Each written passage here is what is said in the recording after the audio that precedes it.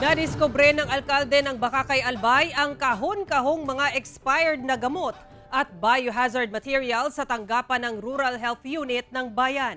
Ang detalye sa report ni Jessica Kalinog ng GMA Regional TV Balitang Bicolandia. Kahon-kahon na expired na gamot at biohazard materials. Ito ang nadiskubre mismo ng alkalde ng Bakakay Albay sa kanyang surpresang pagbisita sa Rural Health Unit o RHU ng bayan. Sa estimate ng alkalde, halos aabuti ng milyon ang halaga ng naturang mga gamot na hindi na mapapakinabangan pa. Natanya ko, Dok, dito na tao sa iba. Tapos nakulo lang nga ipo ang mga tao, lalo na sa tuyang mga barangay.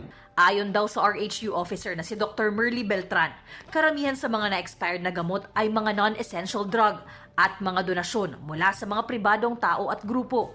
Pero ayon sa alkalde, hindi sapat ang nasabing paliwanag. Sa kuya, medyo akong bali dito, gawa ng nakulo na nga ipo ang mga tao, mga kasaradayan, na pwedeng may tabang. Kasi baka, kung sobrang sa tuyang banwa, ito sa ibang banwa. Dahil sa isyong ito, nagpatawag ng committee hearing ang Sangguniang Bayan para aksyonan ang nasabing issue at para hindi na maulit pa. Magkakaigwinin issue, bako na sa mga nag-expire na bulong, asin banduman sa proper disposal kan mga nagamit ng bulong. Pinuntahan ng GMA Regional TV Balitang Bicolandia ang RHU pero hindi humarap sa kamera para sa panayam si Dr. Beltran. Sa halip, ipinakita mismo nito sa news team ang nakatambak na mga kahon ng biohazard materials. Ayon sa kanya, karamihan daw sa mga expired na gamot ay hindi raw angkop sa mga taong nagpapakonsulta sa kanila. Galing daw ang mga ito sa mga pribadong tao, habang ang iba mula sa Department of Health.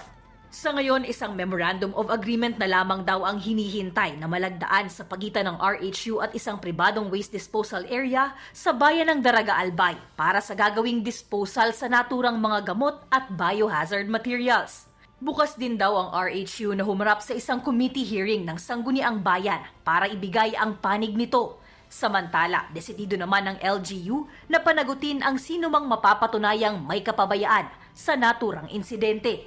Mula sa GMA Regional TV Balitang Bicolandia, Jessica Kalinog, nagbabalita para sa GMA Integrated News.